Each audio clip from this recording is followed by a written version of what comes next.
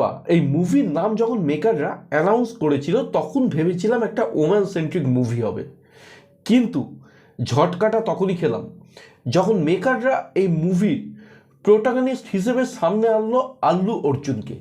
আল্লু অর্জুনের মুভি এবং তার নাম পুষ্পা। যাই হোক, পুষ্পা মুক্তি পেল এবং বক্স অফিসে ব্যাপক সাফল্য লাভ করলো। এবার মেকাররা তারই সিকুয়েল মানে পুষ্পা 2 নিয়ে আসছেন আমাদের সামনে, যেটা মুক্তি পাবে 15 অগস্টে। আজকে এই ভিডিওতে বন্ধুরা পুষ্পা 2 এর টিজার নিয়ে আলোচনা করব।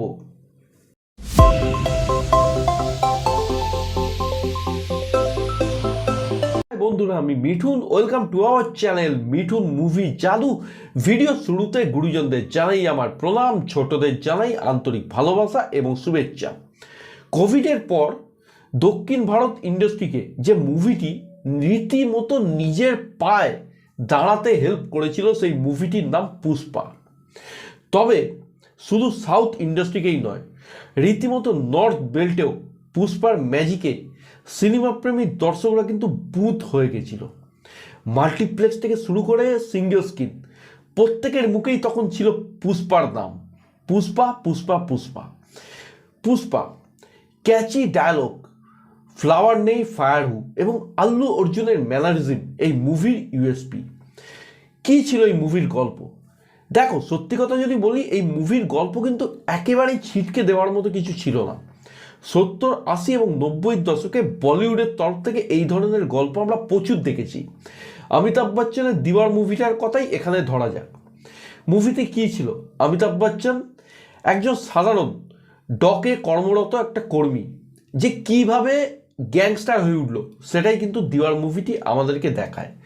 পুষ্পার গল্পও কিন্তু এক, শুধু পুষ্পাতে ছিল না মা এবং ভাইয়ের সেন্টিমেন্ট।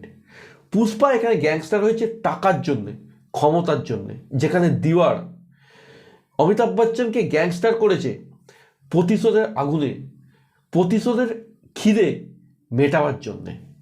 এখানেই হয়তো তফাৎ, কিন্তু বাকি ফর্মুলাটা আমাদের ওল্ড স্কুল বলিউড মুভি থেকে রীতিমতো কিন্তু ধার দেওয়া বন্ধুরা। অবশ্যই এখানে ডিরেক্টর সুকুমারের প্রশংসা আলাদাভাবে করতেই হয়। তিনি কিন্তু তার এক্সিকিউশন লেভেলে পুষ্পাকে একটা টান এন্টারটেনিং মুভি হিসেবে আমাদের সামনে তুলে ধরতে যথেষ্ট সক্ষম হয়েছেন। এর সঙ্গে যোগ হয়েছে এই মুভির গান, স্বামী স্বামী বলি বা সিরিদা ভেল্লি। এই গানগুলো এখনো আমাদের মোবাইলের প্লে লিস্টের প্রথম সারিতে আছে, এ কথা কিন্তু বন্ধুরা আমরা জোর গলায় বলতে পারি। ওভারঅল পুষ্পা বলি, কেজিএফ বলি, এই মুভিগুলো যতদিন গ্যাংস্টার মুভির প্রসঙ্গে আলোচনা তুঙ্গে থাকবে ততদিন এই মুভিগুলোর নাম বারংবার উঠে আসবে। নর্থ হোক বা সাউথ হোক, 8 হোক বা 80 হোক, প্রত্যেকের মুখে এই মুভিগুলোর নাম ঘুরে ফিরে কিন্তু আসবে। মেকারসের কনফিডেন্ট লেভেল এতটাই বেড়ে গেছে যে এবার মেকাররা পুষ্পার পরবর্তী ভাগ পুষ্পা 2 নিয়ে আসছেন, এবং এখানে যেমন নাম তেমনি কাজ। মানে পুষ্পা নামটা শুনলে একটা মহিলা চরিত্রের নাম মনে হয়। সুতরাং এবার কিন্তু আল্লু অর্জুন অর্ধ নারীর পোশাক পরে আমাদের সামনে আসছেন। বুঝতে অসুবিধা হলো? তাহলে একটু খোলসা করেই বলি বন্ধুরা, এইবার পার্ট 2-তে আমরা আল্লু অর্জুনকে দেখতে পাবো শাড়ি পরা অবস্থায়। তবে যদি তর্কের খাতিরে বলি, বলিউডে প্রোটাগনিস্ট শাড়ি পরে অভিনয় করেননি, এই জিনিস বললেও বোধহয় ভুল বলা হবে। লাওয়ারিস মুভির মেরে আংদেমে এই গানটার কথাই চিন্তা করো বন্ধুরা। এখানে বিগ বি অমিতাভ বচ্চন রীতিমতো শাড়ি পরে পুরো গানটি কাঁপিয়ে দিয়েছিলেন। অথবা চাচি 420, সেখানে কমল হাসান শাড়ি পরে পুরো গোটা মুভিটি নিজের কাঁধে টেনে নিয়ে গেছিলেন। অথবা আন্টি নাম্বার 1-এ গোবিন্দার সেই শাড়ি পরে তার পারফরমেন্স, সেগুলো কি ভোলা যায়? তিরুপতির বিখ্যাত ফেস্টিভ্যাল গঙ্গাম্মা ইয়াত্রাতে যেরকমভাবে পুরুষরা নারীর পোশাক পরে দেবীর বন্দনা করেন, সেইভাবেই আমরা পুষ্পারাজকে দেখতে পাচ্ছি বন্ধুরা। সুতরাং বোঝাই যাচ্ছে তিরুপতির সেই বিখ্যাত ফেস্টিভ্যালের রেফারেন্স এখানে মেকাররা কিন্তু ব্যবহার করেছেন। তবে তিরুপতি থেকে জঙ্গল এইভাবে গল্পটা কিভাবে কন্টিনিউ হয় সেটার জন্য আমাদের বড় পর্দায় মুভিটি দেখতেই হবে।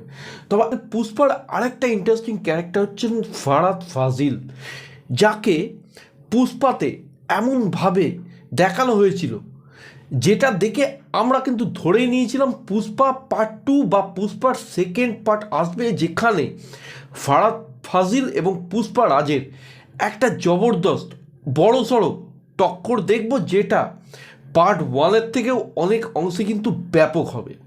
সুতরাং পুষ্পারাজ বা পুষ্পা পার্ট 2 সেই জন্যও কিন্তু একটা কিউরিসিটি ক্রিয়েট করে বসে আছে। তবে একদিকে যেমন পুষ্পার ম্যানারিজম, পুষ্পার ওই দুর্ধর্ষ শাড়ি পরা মানে অর্ধ নারী রূপ, সেই সমস্ত আমাদেরকে একটা ম্যাজিক পরিবেশের দিকে ঠেলে দিচ্ছে।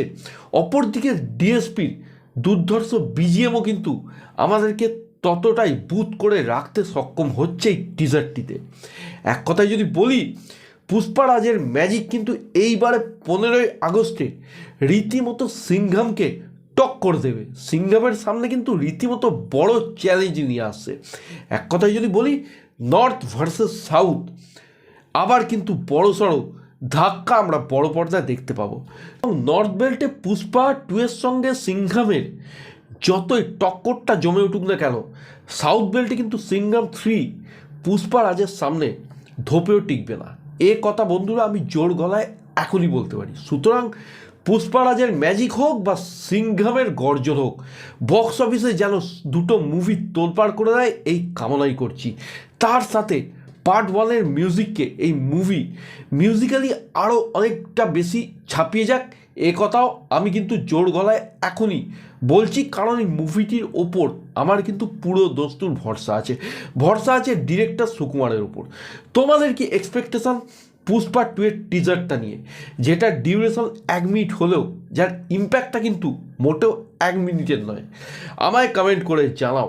যদি আজকের ভিডিও তোমাদের ভালো লাগে, ভিডিওটিকে লাইক করো, শেয়ার করো, চ্যানেল বা ভিডিও নতুন হলে অবশ্যই সাবস্ক্রাইব করো। এবং শুধু সাবস্ক্রাইব করলেই হবে না, ফার্দার নোটিফিকেশনের জন্য বেল আইকনটা ক্লিক করতে হবে। এবং সকলে একসাথেই বলবে, সিনেমার জন্য সিনেমার স্বার্থে ঝুঁকেগা নেই।